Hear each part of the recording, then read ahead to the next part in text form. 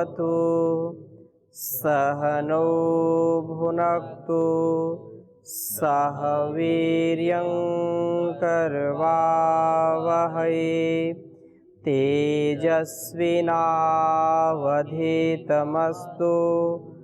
मा विद्विषावहै। ओम शांति शांति शांति। वैदिक जीवन पद्धति में हम स्वाध्याय कर रहे हैं।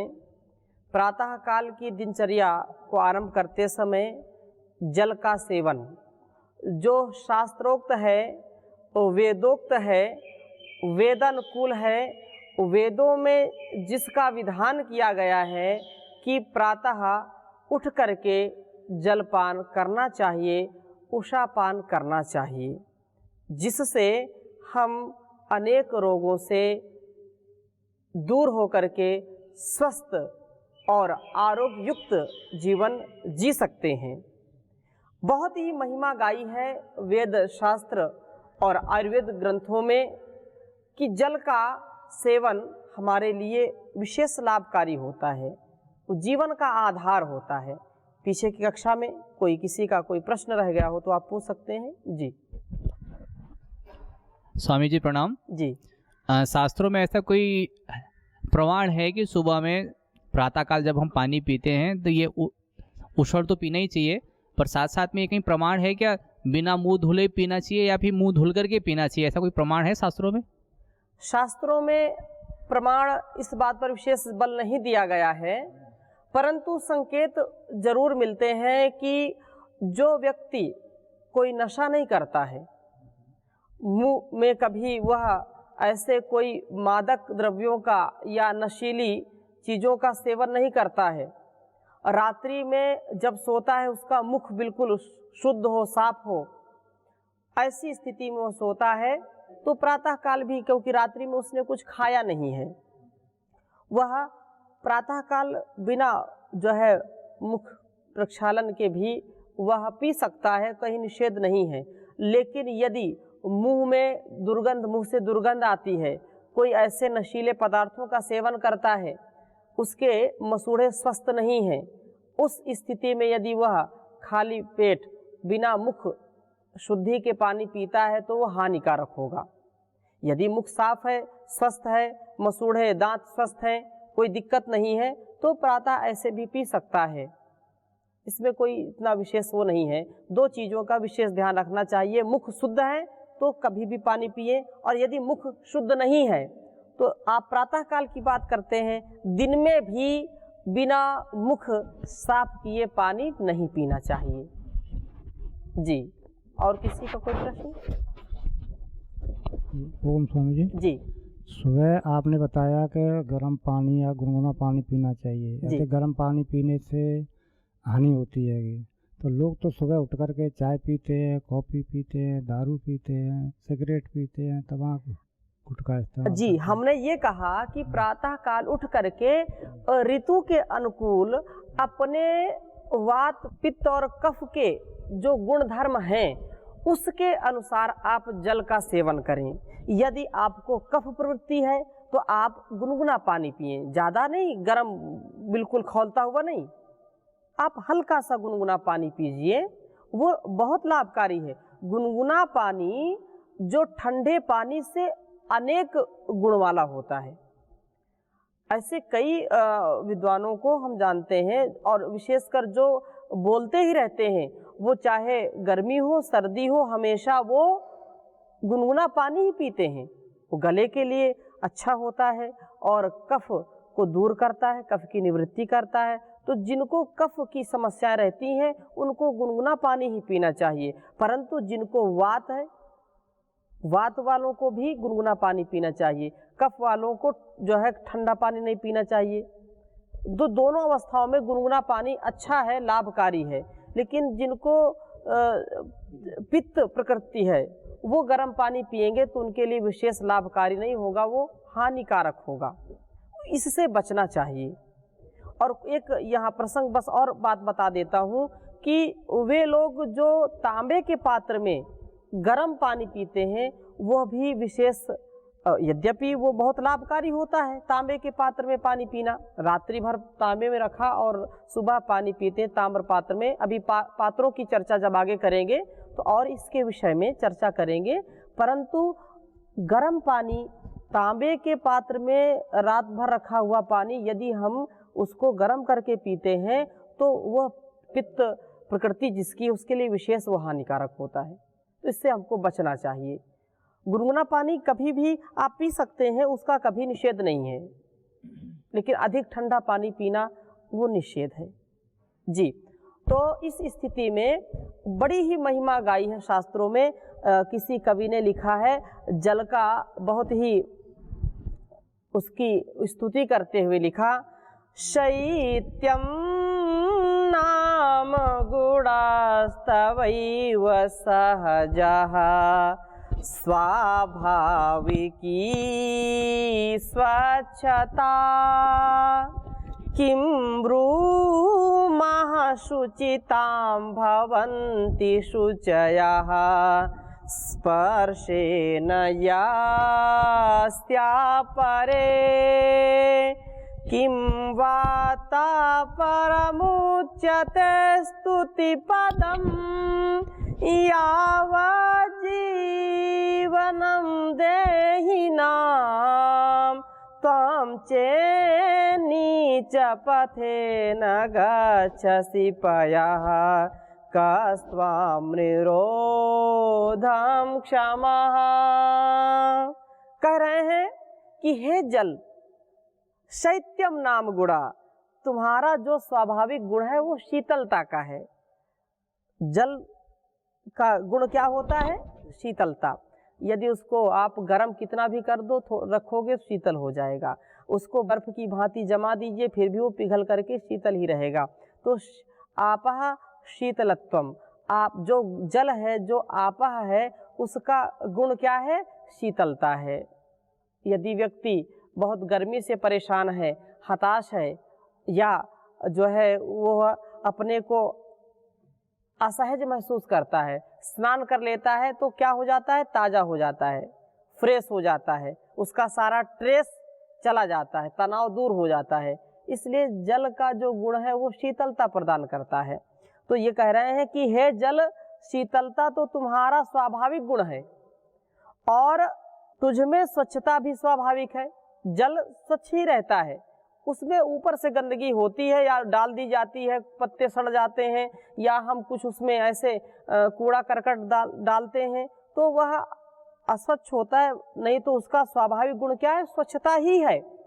और कह रहे हैं कि अन्य जो पवित्र पदार्थ भी तुम्हारे स्पर्श से ही पवित्र बनते हैं। जो भी पवित्र वस्तुएं हैं उनमें जब अपवित्रता आ जाती है, धूल जम जाती है, तो हम किससे साफ करते हैं? जल से साफ करते हैं। तो जल स्वयं में पवित्र है और जो वस्तुएं हम पवित्र समझते हैं उनको भी जल से पवित्र करके ही पवित्र उनको मानते हैं। तो तुम्हारे स्पर्श करने से ये वस्तुएं पवित्र होती हैं। इस बात के विषय में हम क्या कहें? इसमें विशेष तो हमको इतना ही बताते हैं कि तू तो देहधारियों का जीवन है। जो भी देहधारी हैं, जो जीव जंतु हैं, यदि जल ना हो तो उनका जीवन चल नहीं सकता है। देहधारियों का जीवन क्या है? जल है। फिर तू भी यदि तू नीचे मार्ग पर जाता है तो तुझे रोकने के लिए कौन शक्तिमान जो है बनेगा। अर्थात जल का जो गुण है वो नीचे की ओर बहना है। जल कभी भी ऊपर की ओर नहीं बहता। अग्नि ऊपर की ओर उठती है, जल नीचे की ओर बहता है। तो जल में जो विनम्रता का भाव है, जल से हम क्या सीखें? विनम्रता सीखें। ऐसा नहीं उसको पतन का नहीं, यदि हम उसको विनम्रता सीखें कि अपने को विनम्र भाव में रहना है और अग्नि से हम उत्कर्ष की ओर जाना सीखें। दोनों से जल और अग्नि हमारे लिए बड़े ही अनुकरणीय हैं। उनके गुणों को हम देख करके अपने जीवन में भी ऐसा गुण अपनाएं कि हमारा जीवन धन्य हो जाए। अस्तु पुनः जी। ओम स्वामी जी प्रणाम। जी प्रणाम। स्वामी जी, जब सुबह हम उठते हैं तो पानी हमें खड़े होकर पीना चाहिए या बैठ के पीना चाहिए या बिस्तर में बैठ के पीना चाहिए?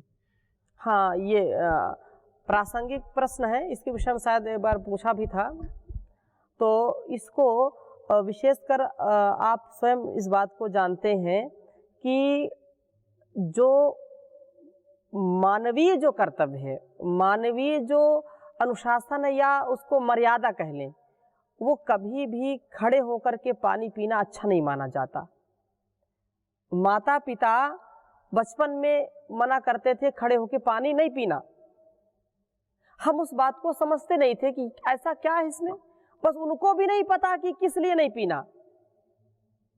केवल इतना पता था कि खड़े होकर के जल नहीं पीना चाहिए।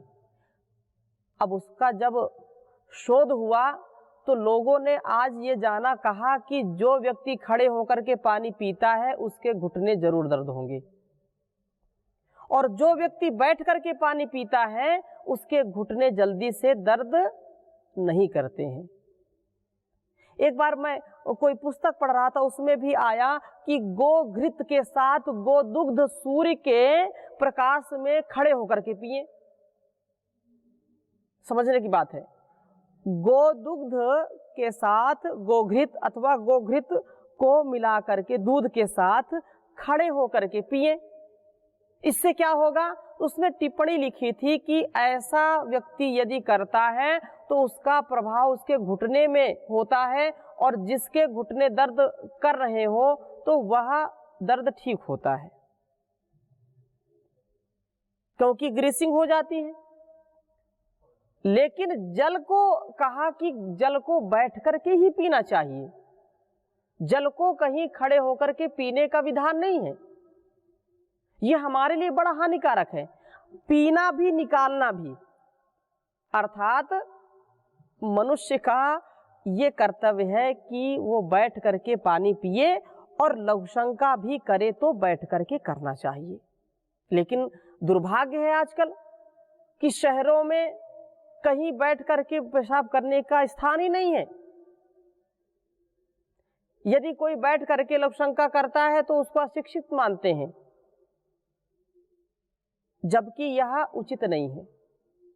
ये जो है पशु प्रवृत्ति है। इसलिए जो आपने जो प्रश्न पूछा बहुत ही प्रासंगिक है। जल हमेशा बैठ करके ही पीना चाहिए, इससे कभी घुटने में दर्द नहीं होते हैं। जल को कभी खड़े होकर के पीना नहीं चाहिए। हाँ, कुर्सी, अगर आपको नीचे नहीं बैठ सकते तो कुर्सी पर बैठ करके पिए। जहाँ प्रातः काल के जल की पीने की बात है तो प्रातः काल जब जल पिए तो उकड़ू बैठ करके पिए। उकड़ू समझते हैं ना, ऐसे सीधा बैठ जाएं, और जैसे हम शौचालय में बैठते हैं वैसे ही आप बैठ करके जल पिए। उससे सीधा आंतों पर जाता है, आंत की अच्छी जो है जल का प्रेशर पड़ता है, प्रभाव होता है, तो पेट जल्दी साफ होता है, आंतें अच्छी प्रकार से साफ हो जाती हैं। इस प्रकार से जल पीने का विधान है प्रातःकाल। जल के विषय में थोड़ी सी और चर्चा आपके बीच में करते हैं, क्योंकि ये हम सबको जानना चाहिए कि जो हम सेवन नहीं करते हैं या जो सेवन करते हैं उसका क्या गुण, क्या धर्म, क्या स्वभाव है। हम पहले चीजों को जाने, जान करके उसको माने और मान करके उसको जिए, तो इसका विशेष लाभ मिलता है, दूसरों को भी मिलता है। तो ये बहुत ही अच्छा यहाँ पर प्रकरण आया जल के विषय में, आपके समक्ष रखना चाहूंगा। शार्दूल विक्रीडितम छंद है इसमें।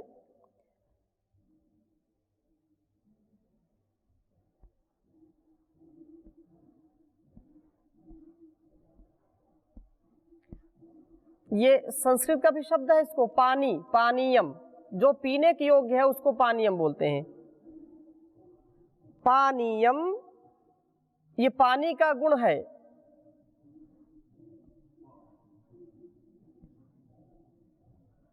मधुरम, हिमम,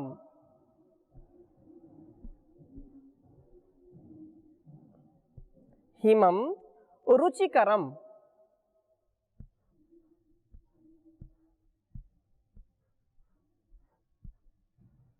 रुचिकरम तृष्णा विशोषापहम। तृष्णा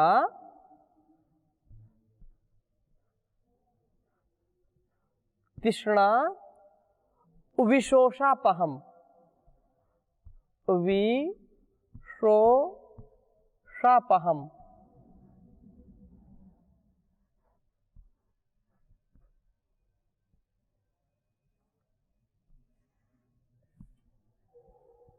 पानीयम मधुरम हिमम रुचिकरम तृष्णा विशोषापहम।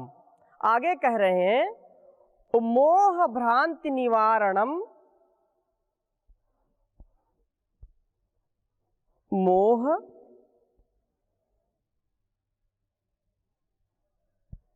भ्रांति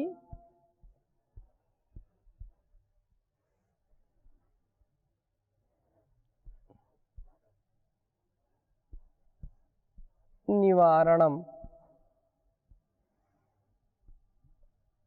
निवारणम च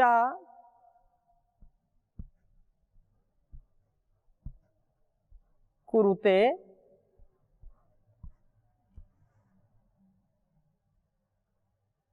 भुक्तान पंक्तिम सदा।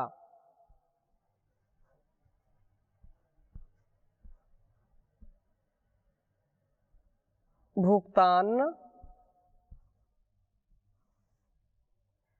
पंक्तिम सदा। हाँ, कुरुते कुरुते भुक्तान पंक्तिम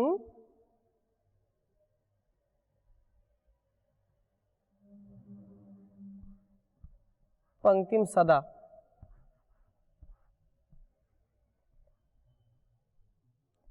आगे कह रहे हैं निद्रालस्य निवारणम।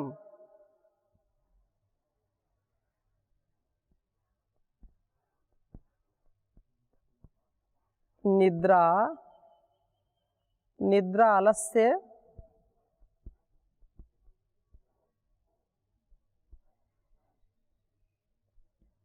निवारणम।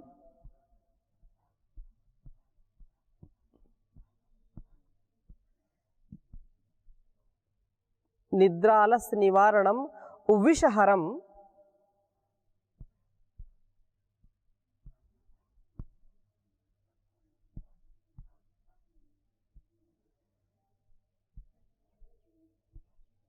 विषहरम स्रोतस्सु संतर्पणम।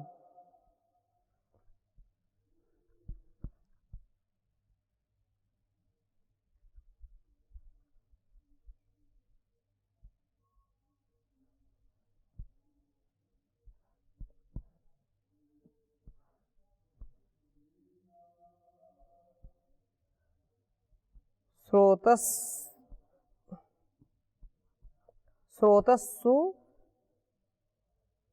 संतर्पणम। संतर्पणम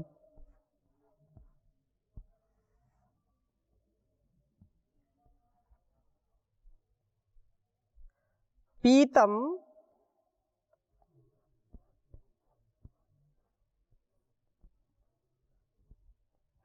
पीतम धीबलवीर पुष्टि जननम।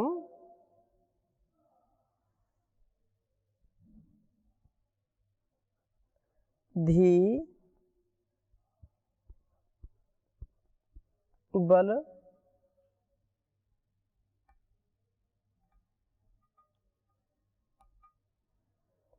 धी बल वीर्य पुष्टि जननम। वीर्य पुष्टि जननम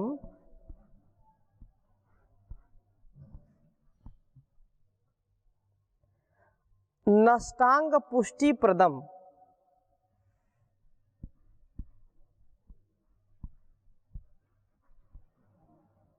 नष्टांग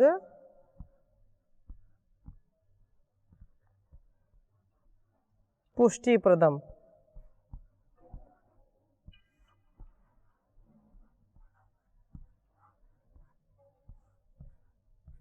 बड़ा श्लोक है शार्दूल विक्रीडितम में, एक बार उच्चारण कर सकते हैं।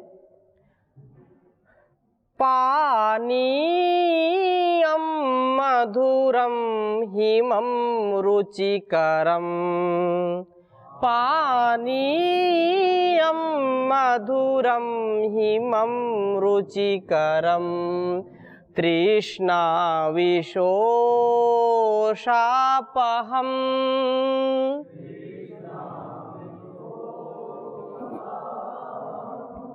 मोहाभ्रान्ति निवारणं च कुरुते,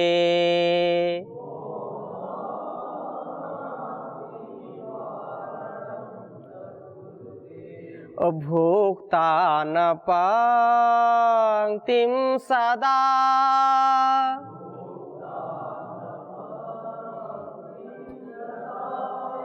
निद्रालस्य निवारणं विषहरम्,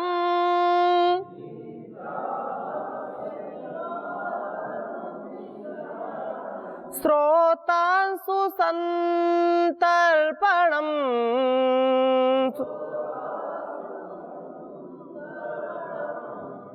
पीतं धीबलवीर्यपुष्टिजननम्,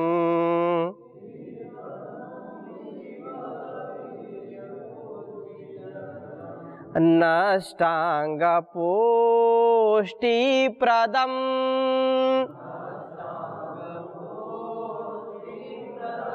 नष्टाङ्गपुष्टिप्रदम्।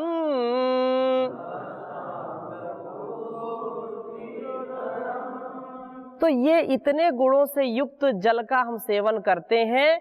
पहले कहा पानीयम मधुरम हिमम रुचिकरम, जो जल का सेवन है तो जल के जो सामान्य गुण है उसमें कहा कि ये जो है पानी है जो मधुर होता है, मधुरता से युक्त होता है, और रुचिकरम शीतलम, हिमम का मतलब क्या है? शीतलत्वम, शीतलता से युक्त होता है। और रुचिकरम, आपको प्यास लगी है, दूध कितने बार पिएंगे आप? आपको कहा जाए जल नहीं मिलेगा, दूध पीजिए, जितनी बार आपको प्यास लगे दूध पिलाएंगे। क्या दूध जल का काम कर सकता है क्या?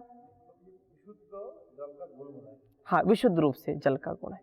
हाँ, तो जो जल का विशेष महत्व है वो हमको रुचि प्रदान करता है, और वह जितना प्यास लगे एक बार पी लिया तो तृप्ति होती है। जल के स्थान पर दूसरी चीजों को पीने से तृप्ति कभी होती नहीं है। जल अपने आप में तृप्तिकारक है, वह हमको तृप्त करता है, रुचिकर, रुचि पूर्वक पीते हैं। जितना जल आप पीते हैं उसके बराबर अन्य कोई पदार्थ आपको पिलाया जाए तो आप पी नहीं सकते। इसका परीक्षण कर सकते हैं आप कभी, यदि नहीं किया हो। किया है तो जल ही जीवन है, जल श्रेष्ठ है। तो प्रातः काल जल सेवन का जो विधान है, तो जल के गुणों को तो हम जाने। तो जल मधुर होता है, शीतलता से युक्त होता है, रुचिकर होता है, तृष्णा विशोषापहम, तृष्णा यह जो है प्यास को निवारण करता है, उसका जो है विशोष जो है, विशोष और मोह और भ्रांति को दूर करता है, मोह को दूर करता है। मोह का मतलब दिमाग जो बिल्कुल ना काम करे, थोड़ा सा जल पीजिए, थोड़ा सा मुंह धो करके आप जल पीजिए तो थोड़ा सा मन शांत होता है, मोह की निवृत्ति होती, भ्रांति की निवृत्ति होती है। यदि आपको भ्रांति हो जाए कि यहाँ पर ये क्या है, तो ये परीक्षण का विषय है, आप परीक्षण कर सकते हैं। आप जल पिएंगे तो आपकी भ्रांति भी जाएगी, आपको शांति मिलेगी, आप फ्रेश हो जाएंगे, ताजा हो जाएंगे। और कह रहे हैं भ्रांति निवारणम, ये भ्रांति का निवारण करने वाला होता है जल। जब कुछ सूझ नहीं रहा कि कर्तव्य विमूढ़ व्यक्ति हो जाता है, दिमाग काम नहीं करता है, तो इसको परीक्षण करिए। आप थोड़ा सा सिर को धो लीजिए, पैर को धोइए, मुंह को धो करके फिर बैठ करके कुछ गहरी सांसें लीजिए, आपका चित्त बिल्कुल शांत हो जाएगा, भ्रांति मिट जाएगी, शांति होगी। और च कुरुते, ये यह निवारण करता है। और भुक्तान पंक्तिम सदा, जो अन्न आप खाते हैं, अन्न को पचाने का काम कौन करता है? ये जल करता है। आप ठोस पदार्थ खूब खा लें और पानी ना पिए तो वो पचेगा नहीं, वैसी ही आपको डकार आती रहेगी, आपको उलझन हो जाएगी, पेट में हो सकता है कि आंतों में घाव भी हो सकते हैं। इसलिए जल का जो सेवन है बहुत ही अत्यंत आवश्यक है। भोजन में इसीलिए जलयुक्त भोजन बनाते हैं। अनेक प्रकार के रोगों से दूर होता है यदि व्यक्ति जलीय भोजन करता है, तरल पदार्थों का सेवन करता है। प्राकृतिक चिकित्सा में आता है तरल पदार्थों का, उनको सूप पिलाइए, सब्जियों का रस पिलाइए, अनाज का जो है रस उनको दीजिए, जूस दीजिए। क्यों? क्योंकि जितना आप रसयुक्त जलीय पदार्थों का सेवन करेंगे, तरल पदार्थों का सेवन करेंगे, उतना ही आपकी आंतें शक्तिशाली होंगी, जठराग्नि आपकी तीव्र होगी। और प्रातः काल आप जल का सेवन करते हैं तो वह सारे दोष को निकाल करके बाहर फेंक देता है। आगे कह रहे हैं भुक्तान पंक्तिम सदा, ये सदा भोजन को पचाने में सहायता करता है। इसके बिना भोजन ठीक से पच नहीं सकता। और उससे रस, प्रथम भोजन का क्या जो है गुण है, वो जब आंतों में जाएगा तो सबसे पहले क्या बनेगा? रस बनेगा। रस कब बनेगा? जब जल होगा, जलीय पदार्थ होंगे तभी तो रस बनेगा। आगे कह रहे हैं कि निद्रा आलस्य निवारणम, निद्रा व्यक्ति को आ रही हो तो थोड़ा सा जल उसको पिलाइए, वो निद्रा उसकी दूर हो जाएगी। आलस्य आ रहा है, प्रमाद आ रहा है, जल पास में रखो, जल का सेवन करो, तो उससे यह निद्रा और आलस्य भी दूर हो जाते हैं। विषहर, जैसे पहले की कक्षा में मैंने बताया था कि, और अथर्ववेद ये कहता है, अथर्ववेद का ये वचन है कि जो जल होता है वो जल विषहर होता है। विष, जो विष होते हैं उनके प्रभावों को कम करने वाला होता है। ततैया या मधुमक्खी आपको कहीं डंक मार दे, आपको काट ले, आप ठंडे पानी से उसको धुल लीजिए, उसका असर कम हो जाएगा। ऐसे अनेक प्रकार के, इसकी चर्चा हम आगे और करेंगे। अभी प्रातः काल की दिनचर्या चल रही है तो यहाँ पर विषहरम और स्रोतासु संतर्पणम, जो स्रोतों को संतृप्त करने वाला होता है। स्रोतों का तात्पर्य आपके शरीर में रोमकूप होते हैं, उनको तर कर देता है, उनको साफ कर देता है, जिससे शरीर बिल्कुल खुला खुला रहता है। आप स्नान करते हैं, हाथ मुंह धुलते हैं, पैर धुलते हैं, तो रोमकूपों को खोल देता है, सारे स्रोतों को खोल देता है। ऑक्सीजन का और ब्लड सर्कुलेशन ये अच्छा होने लगता है। इसी प्रसंग की चर्चा और अगले सत्र में करेंगे। आज यहाँ यहीं तक। ओम शांति शांति शांति।